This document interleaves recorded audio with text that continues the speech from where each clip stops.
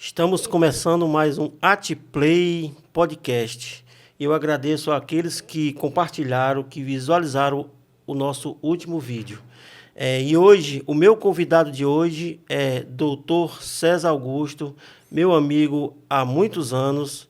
Que Deus abençoe, Dr. César, e seja bem-vindo. Obrigado, Marcos. É um prazer estar aqui com você. Dr. César, quem é Dr. César Augusto? É um cristão, principal, um amigo dos meus amigos, com certeza. Um profissional no setor de diplomacia, eu tenho uma história empresarial, e dentro do campo de gemologia, que é um campo que eu tenho uma paixão muito grande. Como você entrou nesse mundo de gemologia, de pedras preciosas? Gemologia é pedra, né? Exatamente. Hoje nós vamos falar muito sobre pedra, não é isso? Sim. Gemologia é uma área focal, né? Uma área técnica, né? Não existe uma graduação de gemologia. Existem até uma confusão, o geólogo ou gemólogo, se confunde esses dois nomes, mas o gemólogo é um especialista em pedras preciosas, em joias, em avaliação de pedras. São as gemas, né? Que é o melhor que a pedra tem. Quando se fala de gema, a gente está pegando uma parte mais valiosa daquela pedra. E são algumas pedras que são classificadas como gema. Você falou que não tem especialidade. Não existe faculdade para isso? Não. No mundo inteiro, já houve até uma tentativa no Brasil, alguns anos atrás, de uma faculdade no Espírito Santo, um projeto muito interessante. Teve algumas turmas que se formaram, acho que teve uma ou duas, se eu não estou enganado, mas ela não teve continuidade. E era uma rara escola com graduação, né? Que é uma carreira muito ampla. O gemólogo é um entendedor de vários assuntos, porque a gemologia você estuda a geologia, né? Abrange vários... estuda metais, estuda história, que é uma das coisas mais belas da gemologia e que as pessoas não dão muita atenção, é a história das pedras preciosas, aonde estiveram envolvidas as grandes empresas, os grandes movimentos financeiros do mundo. A gente fala de Segunda Guerra Mundial, de vários assuntos. Eu tenho disponibilizado no TikTok, no Instagram, no Facebook, mais de 230 vídeos falando do setor profissional, da gemologia, da parte de ferramentas, do comportamento de um gemólogo, dos cuidados dentro do mercado, porque é um mercado rico, que mexe com valores, você tem que ter atenção a isso. E eu falo muito da história da pedra, das histórias das grandes empresas, das grandes minas que se desenvolveram durante o mundo, em várias localidades do mundo, grandes países que ficaram ricos, né? Eu acabei de voltar de uma viagem da Bélgica, da Antuérpia. É um país que mexe com pedras preciosas, é uma riqueza do país. E olha que ele não produz efetivamente a pedra, ele negocia a pedra, trabalha a pedra, é um país especializado nesse setor. Mas voltando à sua pergunta, como é que eu cheguei nesse setor? Como eu tive uma vida como diplomata por um bom tempo, né? Foram 11 anos da minha vida que eu me dediquei a um país. Não sou mais cônsul, né? Fui um cônsul honorário, que é um cônsul que é nomeado pelo país em outro território. Eu tive a honra... país? República do Benin, Benin. África Ocidental. Eu fiquei por 11 anos como cônsul desse país aqui no Rio de Janeiro. Me orgulho muito disso. Lamentavelmente, Benin tirou a sua representação em 2020. Isso logo após a pandemia, na pandemia, né? Foi em decorrência da própria pandemia. Muitos países, o próprio Não Brasil... Não só Benin, como outros, né? Vários outros diminuíram as suas representações em vários países. E o Benin saiu do Brasil e a única representação que temos hoje na América é em Cuba. O cônsul, inclusive, que estava aqui, saiu para Cuba. Lamento muito, né? Nós temos, inclusive, uma residência ainda que foi adquirida em Brasília, ela ainda está lá, mas todas as representações foram extintas. E quando sai a embaixada, ele também tirou a representação do consulado do Rio de Janeiro e da Bahia. A gente Eram os dois que existiam aqui, Eram né? os dois que existiam. Existiu lá atrás uma em São Paulo, mas isso tem muitos anos. Certo. Mas você não acha que não é importante para um país ter um consulado aqui Deveria, né? Eu, pelo menos, nós temos mais de 300 alunos em várias universidades. O Brasil tem um convênio com a República do Benin e oferece um intercâmbio com as universidades e os alunos de Benin. Favorece esse público que vem de Benin, é um dos maiores grupos. Nós podemos citar Angola, eu acho que Angola é o maior. Mas o Benin, se não é o segundo, está bem próximo de Angola. E é esse intercâmbio que faz crescer. E nós temos uma história muito bonita entre Brasil e Benin. Agora, nos livros dos nossos filhos, nós vemos essa história sendo retratada. Né? Existe uma história dos brasileiros que foram a Benin, da ocupação, da vinda, na época da escravidão, de uma grande quantidade de escravos, de negros que eram escravizados, dali da região do Golfo de Benin, que é essa região de Benin, vinham para o Brasil, que era um dos países que mais recebia. Através dos portugueses, não é isso? Vários países, mas os portugueses foram um dos principais, né, que trouxeram, não pioneiros não, a Inglaterra também teve, os espanhóis, mas Portugal foi o que trouxe para o Brasil, né? Era a mão de obra escrava na época. Né? Quando o país ele tira o consulado, no caso o Benin, a embaixada tirou aqui do Brasil, os serviços eles são interrompidos, Não, existem muitos serviços que são, por exemplo, a parte de visto. O Benin, já há alguns anos, já faz a solicitação de visto via internet. Sim. Então, esse serviço, por exemplo, os brasileiros que querem adentrar no país pedem seu visto via internet. Existe esse serviço já de Benin de longa data. Sim. Os outros serviços na área de Câmara de Comércio, eles nos consultam. A Câmara de Comércio permanece aqui. Eu sou presidente da Câmara de Comércio. Não sou mais o cônsul honorário da República do Benin, mas a Câmara está existindo. Câmara de Comércio aqui no Brasil, né? Câmara de Comércio Brasil-Benin. Ela faz a coisa bilateral entre os dois países. A Câmara está aqui no Rio de Janeiro. Né? Os demais serviços de que haja necessidade, existe o site da Embaixada, que está hoje em Cuba, como eu lhe informei, e eles atendem eletronicamente tudo que é necessário. É claro que o presencial seria excepcional. Quer dizer que faz diferença. Quer dizer que você continua sendo cônsul, só não tem embaixada, é isso? Não sou mais cônsul, nem embaixada. Realmente não tem mais nem embaixada, nem nenhum consulado.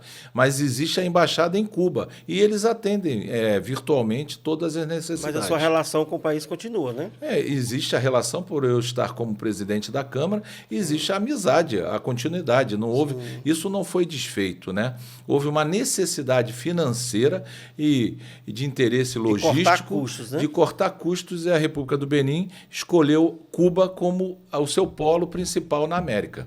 Entendi. Ok? E sobre as pedras preciosas, vamos falar agora sobre pedra, né? Sim. Sobre gemólogo. Você estava falando ali nos bastidores que o Brasil é um dos países que negocia pedra, né? E produtor de gemas, de pedras maravilhosas. Produtor, né? Que o nosso país é muito rico. Muito rico, né? Muito rico o subsolo do Brasil. Nós não temos uma visão comercial como eu acabei de falar, né? Eu voltei da Bélgica, lá eles movimentam milhões. Para você ter ideia, 250 milhões de dólares por dia são negociados dentro da Antuérpia. Imagina. E é um país que não tem uma riqueza de subsolo, não é produtor. Ele simplesmente é um comercializador. Ele é um beneficiador, ele cuida da parte de lapidação, certificação e a própria negociação em si, porque não é simples, né? Tem exigências internacionais, tem o Kimberley, ele atende todas essas especificações e exigências dos países. e é um ambiente de comercialização. O Brasil tem no seu subsolo uma riqueza mineral muito grande, mas não negocia isso. Aqui nós temos dificuldade de negociação de pedras preciosas. Nós fazemos só praticamente a mão de obra, né? De só extrair, só extrair, né, o mineral da A própria terra. lapidação, que já é uma etapa que seria interessante o Brasil ter, não tem. É muito difícil, você não tem qualificação profissional.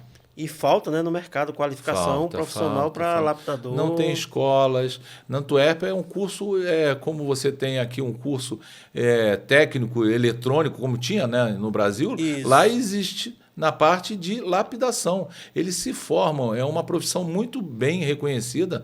Na Antuérpia, no miolo ali da Antuérpia, nós temos 1.600 empresas que negociam pedras preciosas no miolo da Antuérpia. Você falou também que tem uma máquina, né, que você coloca a pedra lá dentro e ela faz já a existem própria máquinas, corte, né? o corte eletrônico, né, a laser. A laser, né? Existe ela toda manual em cima dos discos, das próprias serras que você usa para serrar o material. É diamante, né, que usa para... As serras são diamantadas, mas Sim. o corte a laser, o laser consegue cortar o diamante, né? Existem até dois tipos, o laser vermelho e hoje o mais moderno, que é o laser verde, que ele corta com a água. E ele não aquece o material. É uma tecnologia de ponta. Ele também, quando desgasta a pedra aqui, todo o corte desgasta, tem uma perda. O laser verde também gera uma perda menor. A pedra perde menos peso quando cortada. Entendi. Mas existe essa máquina aqui no Brasil ou é só fora? Não, só fora. Nós fora. não temos aqui no Brasil. No caso, o Brasil manda a pedra para lá bruta, né? 90% das pedras que circulam no mundo, que saem do Canadá, da Austrália, da África, do continente, do Brasil, passam pela Antuérpia. Por isso que eles movimentam esse valor tão alto. Por isso que é um país que é muito rico, né? Rico. E o nosso país era para ser... Era para ser, esse não. País. Pode ser, pode né? Ser. A gente tem que lutar para mudar, porque a gente tem vários exemplos internacionais. O problema é que o Brasil ele tem a mente muito pobre, né? Tem a mente muito pobre e se deixa ser escravizado por esses países por não comercializá-los, né? Por não comercializar o produto que tem, né? E até então... A gente tem esse discurso como comum. Na verdade, a gente está falando de um país continental, que o Brasil é muito grande, não é fácil administrar um país desse tamanho e falta foco. Se nós tivéssemos um foco maior em cima do setor mineral, vamos dizer de pedras preciosas, porque outros setores minerais têm foco, de pedras preciosas, nós poderíamos nos desenvolver muito e tirar essa marca de que pedras preciosas, que ouro, que normalmente as pessoas têm um preconceito contra esse setor, né? Não é a favor do setor aqui no Brasil. E lá fora ele é super valorizado. O minerador aqui, muitas vezes, é dito como contaminador do meio ambiente ou um contrabandista. E, infelizmente, isso é uma marca do Brasil. Lá fora não existe isso. Ele aqui é criminalizado, né? Criminalizado, lamentavelmente criminalizado. E você também, eu estava vendo que você oferece vídeos, né, na internet, totalmente grátis, né? Nós temos... Para as pessoas se interessarem, né?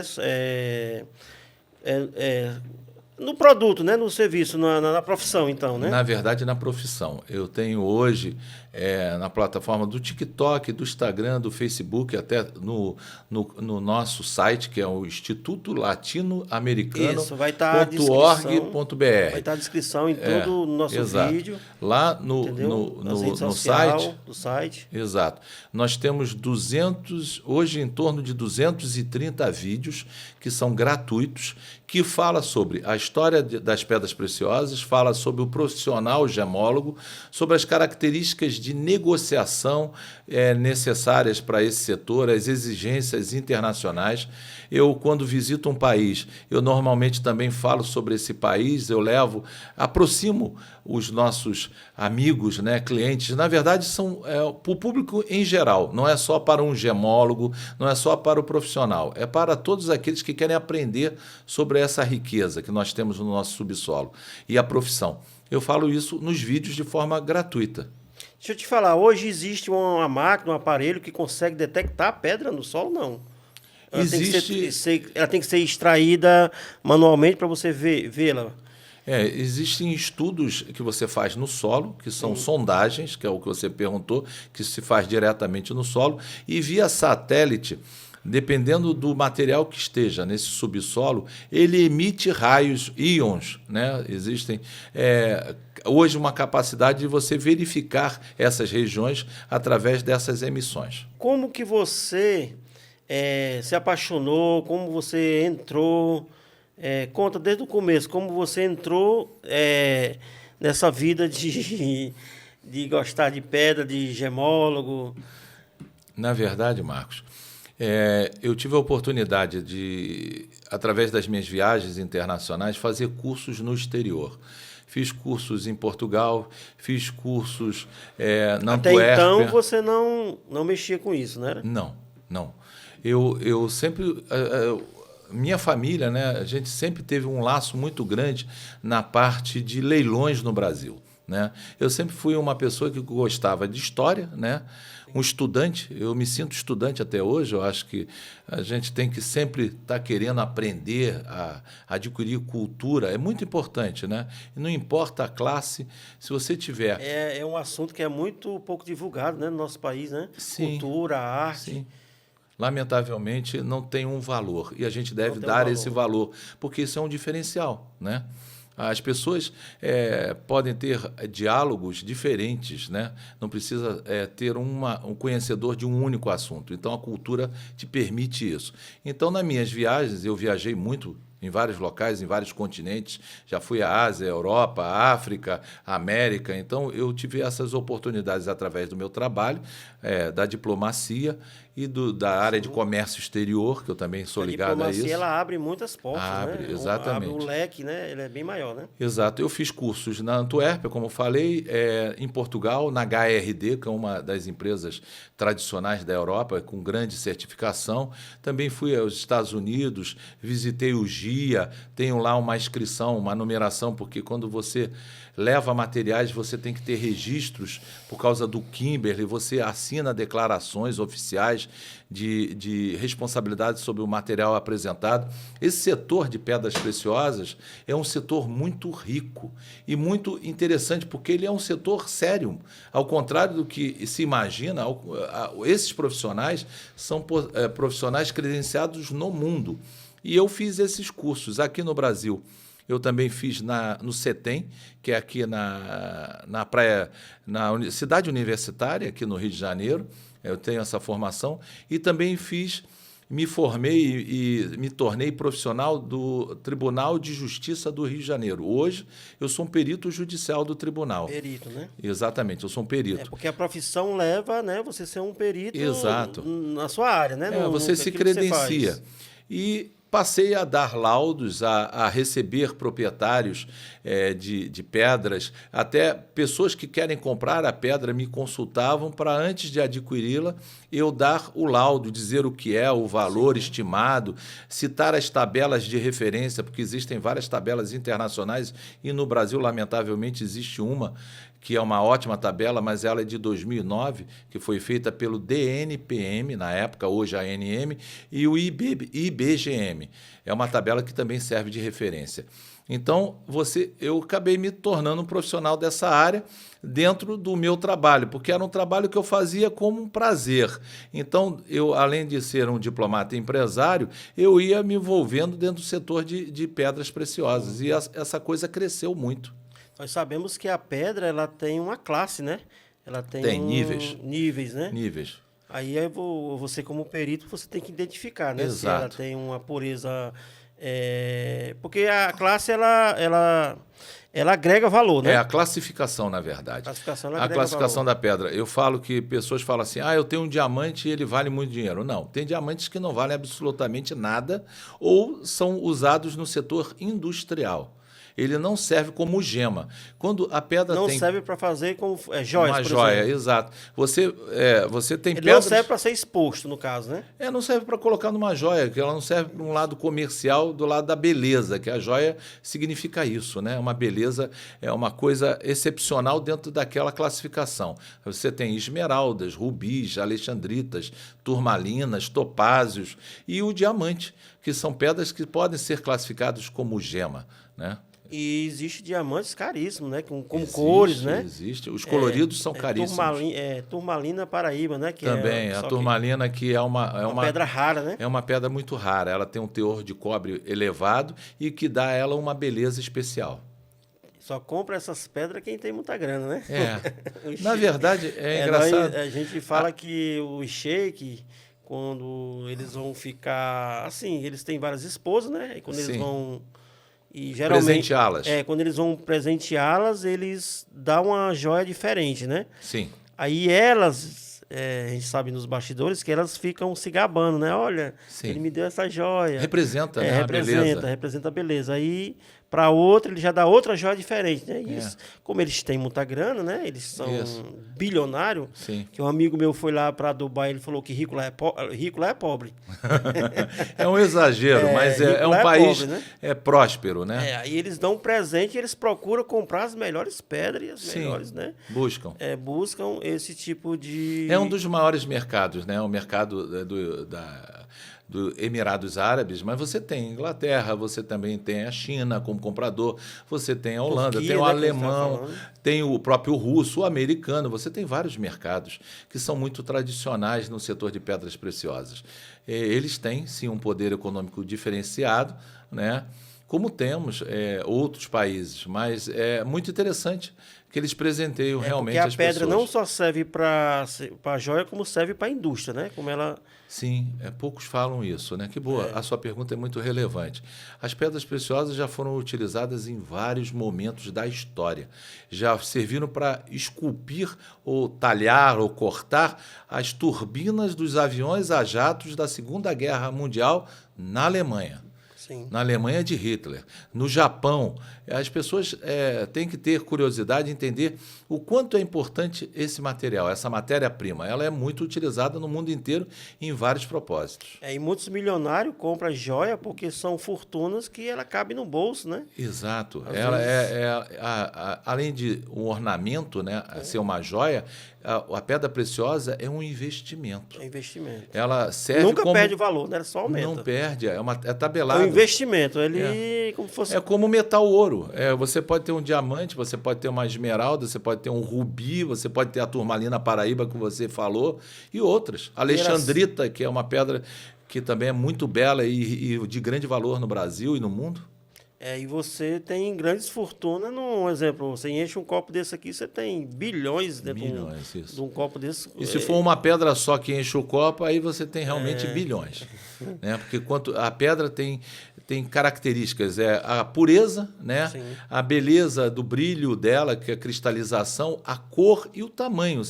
Vamos dizer que são 4 características principais. Se você reunir elas todas, você tem um valor elevado. Você vê que muitas vezes que a Polícia Federal passa nos jornais, na internet, em vários locais, quando a polícia prende, que abre cofre desses milionários, pessoas que adquiriram dinheiro ou licitamente ou ilicitamente, você vê que tem joias, né, no próprio cofre, né? A história até dos judeus, né? Você sabia que os judeus saíram com os seus diamantes. Muitos deles engoliam, né? Esse povo, eu faço parte, né? Meu bisavô era de origem judia. Você tem essa história sobre a riqueza de pedras preciosas. Não é de agora, você está falando de antes de Cristo. A pedra preciosa sempre foi um bem de grande valor. A riqueza mineral, né, foi dada por Deus, é a terra, são as promessas, né, de Deus. O homem tem isso e o Brasil é muito rico. Muito rico. Tem esse subsolo maravilhoso. César, como profissional da área, que tipo de serviços ou produto você oferece para as pessoas que estão nos ouvindo? Eu ofereço, como eu havia falado, desde o minerador ou pessoas que queiram adquirir pedras preciosas, a avaliação. Isso é um trabalho. Eu faço a perícia e gero o laudo.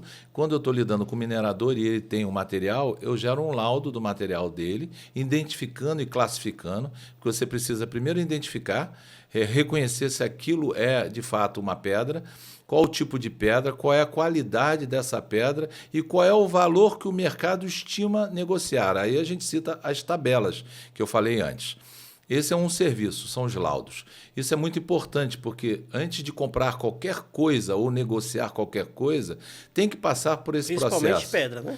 Principalmente porque tem muita coisa que é fake news mesmo, é simulante ou similar, ou é até falsa. E a qualidade, né? A classificação, né? Tem que É a ter. classificação, mas é pior ainda. Muitas vezes o cara está lidando com vidro e dizendo que é um diamante.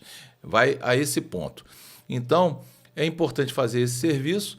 O outro serviço que nós promovemos é um curso que nós promovemos pessoalmente dentro dos nossos ambientes. Sim, quer dizer que você dá curso, a pessoa te contratando. No laboratório, você dá um exato. curso à pessoa. Curso para quem quer seguir a carreira de gemologia. Sim. Ou quer entender um pouco mais de pedras preciosas. Também tem pessoas, eu já tive advogados tendo curso comigo, policiais tendo curso comigo, que existe a necessidade. Nós temos, inclusive, em Portugal, uma entidade que eu pertenço, que dá curso para os fiscais, os policiais federais de fronteira, para reconhecer os materiais, porque é necessário reconhecer, para ele saber o que está passando ali. Sim. E ele aferir valores e criar critérios de autorização ou não da entrada daquele material. Mas aqui no Brasil, nós damos esse curso em nossos laboratórios, dentro do Instituto Latino-Americano, que fica ali no Via Parque, na Barra da Tijuca, dentro de um programa, porque nós não temos muito espaço para muitos alunos, mas temos Sim. esse curso presencial. E temos um e-book que nós também colocamos à disposição de todas as pessoas interessadas no setor mineral e da área de gemologia, para ele ter um curso básico, ter a informação básica e conhecer esse setor, esse campo, né? E poder escolher seguir como profissional ou não. Esse e-book foi feito exatamente para isso. Ele é bem abaixo do valor do curso presencial, é menos de 10%. Hoje o e-book é vendido a R$ 249. Sim. O curso presencial é em torno de R$ 2.500 e dura em torno de 2 meses. Quer dizer que é bom, antes da pessoa te procurar para fazer esse curso, é bom ela comprar o e-book para se Sim. inteirar, né? De ter uma prévia, né? Exatamente. Do que ela vai Entender. entrar. No né? e-book a gente fala sobre as pedras preciosas do Brasil, fala sobre a profissão, sobre as ferramentas mínimas, sobre a história do diamante. É muito interessante, é muito rico e serve realmente como base para a pessoa decidir. Como funciona da pedra preciosa ela ser extraída lá do local, né? Da lavra, do local, isso, da mineradora. Sim.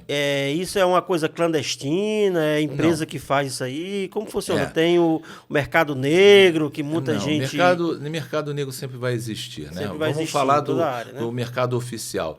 Para uma pessoa explorar um subsolo, precisa ter autorizações, uma licença, né? Ter a licença de operação, licença de pesquisa, são várias licenças. Ele precisa ter a lavra, né?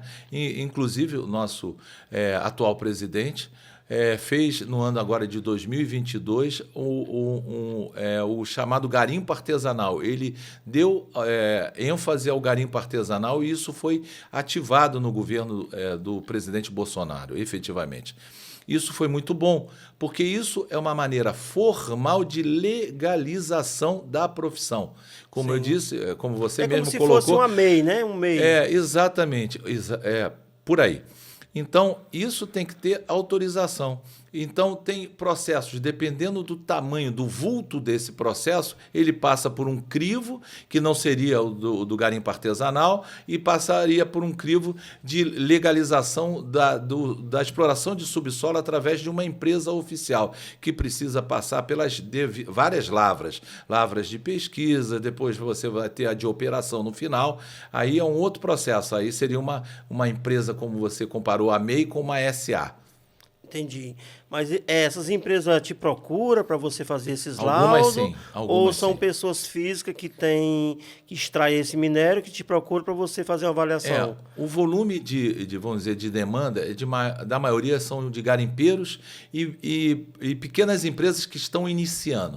As grandes empresas já têm um corpo técnico, já fazem uma pesquisa mais ampla. Já tem o próprio profissional que faz esse serviço, né? Mas eu, por exemplo, assino por algumas empresas. Eu eu tenho a procura de grupos de mineradores, de cooperativa, para eu verificar o material deles, para dar preço, identificação, classificação, e muitas vezes eu dou o caminho da negociação internacional. Eu também ajudo nisso, porque eu tenho empresas fora do Brasil. Entendi. Quer dizer que a pessoa, quando ela extrai a pedra, ela muitas vezes não sabe para quem vender, né? Aí ela procura um profissional, né? Sim. Que nem o doutor, né? Para fazer esse tipo de trabalho, para poder fazer a negociação, né? De certa forma. O garimpeiro, muitas vezes, acham que a pessoa que não tem uma formação, vamos dizer, baseada em universidade, é uma pessoa que não tem conhecimento. O garimpeiro tem muito conhecimento. O garimpeiro, muitas vezes, dá aula para nós que Sim. temos formação profissional. Eles têm um conhecimento da terra, do preço, da qualidade do material excepcional. Mas é importante estar certificado. E por isso que esses países como Bélgica, como os Estados Unidos, como a Inglaterra, como o próprio Portugal, temos lá escolas que classificam e identificam esses materiais para dar o devido valor a esse material. Isso é importante. Quando o produto chega até você, ele chega bruto, né? Não? Normalmente, sim. Normalmente, sim. É verdade que quando eles estão lapidando, eles colocam a identificação lá do lapidador, coloca tipo um... Quando você pinta um quadro, não fica lá o nome do... Assinatura. Assinatura, é verdade isso? Dependendo de onde você faça essa lapidação, você pode botar um código, né? Uma referência, tipo um código, né? Que aquela pedra tem uma origem. Isso é muito importante para dar origem ao material, porque o diamante, diferente das outras pedras preciosas, diferente de esmeralda, de rubi, de alexandrita, de turmalina, o diamante... Existe uma lei, um tratado internacional chamado Kimberley, que tem vários países que assinaram, o Brasil é um deles, né? A Bélgica é outro, Portugal é outro, os Estados Unidos, tem vários países que estão envolvidos nisso, a Rússia, que tem que passar por um crivo de dizer a origem dessa pedra e o destino dessa pedra. Por quê? Porque é um material de pequeno tamanho, pequeno monta, né? E de grande valor. E ele pode servir para outros propósitos que não são dignos, como, por exemplo, fomentar a guerra, armamento, drogas e outras coisas que, lamentavelmente, a humanidade passa. Sim. A gente já é amigos há alguns anos, né? Eu já fui no seu escritório e lá nós vemos você tem é tipo um cofre, né? Um cofre. Sim. O seu escritório é um cofre, né? Exato. É um cofre que... É uma área de segurança. É uma área de segurança, né? Bem segura no caso, né? Sim. Para a gente entrar lá tem que ter uma certa burocracia. É normal. É normal, né? Aí essas pessoas levam esses... nós vemos que essas pessoas levam essas pedras para você negociar essas pedras? Elas levam para eu laudar. Laudar. Né? A negociação, quando nós somos o perito que lauda, nós não podemos negociar, não é ético. Né? Você não pode ser comprador e avaliador. Não é uma coisa legal. Sim. Todo perito, todo profissional sério não deveria fazer isso. Né? É claro que existem as suas exceções. Mas dentro da ética, se eu estiver avaliando um material, se você me trouxer um material, eu vou lá fazer a avaliação. Aí você vai me pedir referências de comércios. Nós conhecemos, ao mesmo tempo, sim, compradores e vendedores. E aí sim, a partir do momento que nós passamos a dar um laudo, nós, com a autorização do proprietário, podemos comunicar os comerciantes da região, do Brasil ou fora do Brasil, que existe esse material. E aí eles passam a tratar entre si a negociação. É feito dessa forma. Aí, no caso, lá você faz uma locação desses cofres lá dentro do seu escritório. Não, o nosso cofre efetivamente é para materiais que nós temos por um período do laudo. Nenhum material fica lá. Então fica 1, 2 dias quando nós estamos aqui, quando não na Europa, porque nós temos uma empresa nossa em Portugal, né? Fazemos também lá e tem também um cofre. Por esse período de avaliação, ela fica lá. Depois ela é devolvida ao profissional ou ao proprietário, né? E ela é colocada no comércio. Entendi. Mas você compra essas pedras também para negociar ou não? Também, né? Sua empresa ela faz isso. A minha empresa não compra, como eu falei. Quando nós somos você só faz o serviço de avaliações, laudo, né? Exatamente. Nós levamos a ele, participamos até de comissões que você pode receber por boa vontade do proprietário. Um corretor, né? Exatamente, do proprietário. Ele pode chegar para mim e dizer: César, quanto é que vale essa pedra? Ele já tem um laudo, muitas vezes ele já chega com laudo. Eu digo: vale tanto. Você quer me ajudar a vender? Aí eu comunico a colegas nossos, e essas comissões são comuns. É uma comissão natural, né, como Sim. corretor, como você mesmo colocou, mas não é prática nossa abrir uma negociação. Eu, por exemplo, divulgo joias de amigos meus. Eles: eu tenho uma joia, César, preciso negociar. Você divulga, você dá o laudo, porque a partir do momento que nós assinamos embaixo e dizemos que aquilo ali é um diamante... A né? joia pronta, você fala, A né? joia pronta. Ou até uma joia bruta. Você pode negociar ela bruta. Nós assinamos, o nosso nome está empenhado naquilo. Então, passa a ter uma credibilidade. Sim. César, você falou que era uma pessoa muito tímida, mas não parece, né? Eu tirei a minha timidez fazendo uma coisa muito simples: estudando e dando aula. Incrível, né? Quando a gente estuda e dá aula, você aprende muito. E eu fui perdendo a timidez ao dar aula, porque eu tinha uma dificuldade de falar o que eu não sabia. Isso é uma virtude, acredito eu. E aí eu estudava e começava a dar aula, e aí essa timidez foi diminuindo. Eu ainda continuo. Eu estou tremendo aqui por dentro, com certeza. Você falou há pouco tempo atrás aí que você fez uma viagem e chegou há pouco tempo, né? Conta um pouco dessa viagem aí, porque a sua profissão, ela proporciona você viajar o mundo inteiro, não é isso? Sim, sim. Eu já viajei em muitos locais. Eu fui recentemente, tem alguns dias, eu fui à Bélgica, com destino a ir a Antuérpia. É um país maravilhoso. Sim. Muito interessante, um país com curiosidades, um país que passou por domínio romano, austríaco, francês, espanhol, alemão. Tem uma história muito interessante. Um país com uma malha ferroviária da inveja, a maior densidade. Você vai para qualquer lugar, trens de 2 andares, uma coisa maravilhosa. Eu saí do aeroporto de Bruxelas, desci para o -1 do aeroporto, peguei um trem e fui parar na Antuérpia a 45 minutos. E o luxo necessário para você ir de forma confortável para outra região. É muito interessante. Fui para lá com o propósito de fazer um convênio, e graças a Deus conseguimos fazer um convênio com uma empresa dentro da Antuérpia, onde ligamos o nosso instituto aqui do Brasil, que é o Instituto Latino-Americano, que tem 33 anos de história no Brasil, no Rio de Janeiro, com a empresa nossa de Portugal, que tem a certificação Kimberly, que é a Neumann, que é a nossa empresa, com a empresa da Antuérpia. Fizemos uma triangulação. Quer dizer, Sim. alcançamos esse êxito em nossa visita. Fui lá conhecer alguns equipamentos, falar e negociar alguns serviços, porque eles nos oferecem um leilão. Qualquer produtor de pedra, hoje, agora no Brasil, se vier a nós temos condições de levar essa pedra para ser negociada na Europa e dentro da Antuérpia, e além de negociar, podemos lapidar e também certificar. Quer dizer, a nossa visita foi muito proveitosa. E quando essas pedras, você estava falando atrás sobre pedra, e quando essas pedras viajam, Sim. ela, no caso, a companhia aérea, a polícia federal, Sim. todo mundo sabe que você vai o quê? Vai levando o quê? Eu Laudo, uma licença? Como é que Sim, funciona tem isso aí? uma autorização, é a Receita Federal. Certo. Você leva ela, quando for diamante, né? Vamos Certo. falar do diamante, você leva ela para certificação. Toda pedra é diferente ou...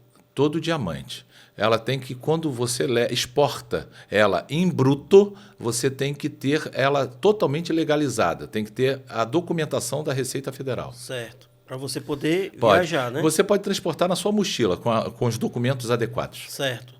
E lapidada ou outro tipo de pedra, como Aí funciona? você tem outros critérios, você tem que ter a origem dela, que ela provavelmente também passou por esse processo anterior, dela, na época de bruta, mas você tem que ter a nota fiscal, mostrar que você é o proprietário.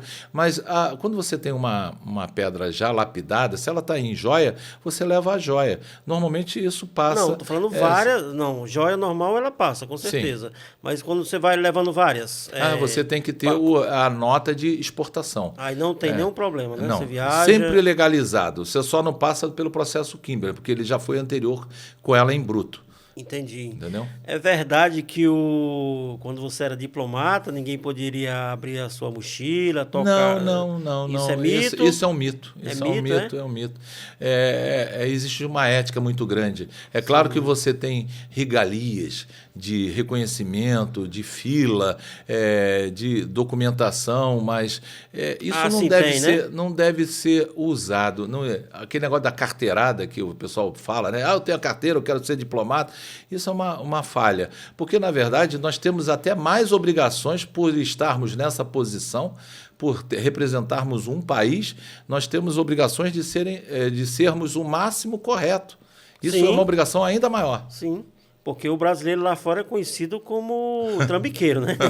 O país do jeitinho, né? Não, não existe, mas existe em todos os países. Em todos os Existe o países, lado né? bom de todos os países, existe um lado ruim, cinza, né? Eu não digo que o Brasil tem essa classificação, porque nós somos Tem bem, essa fama, né? nós somos Tô querendo queridos dizer no que- mundo inteiro. O Sim, brasileiro é um povo maravilhoso, comunicativo, criativo, todo mundo né? O gosta do brasileiro brasileiro. é muito bom nisso. Agora, é claro, vários maus exemplos que são divulgados, lamentavelmente, a própria mídia acaba nos trazendo uma marca, mas outros países também passam por isso. César, precisa ser rico para entrar nesse mundo de gemologia, de pedra preciosa?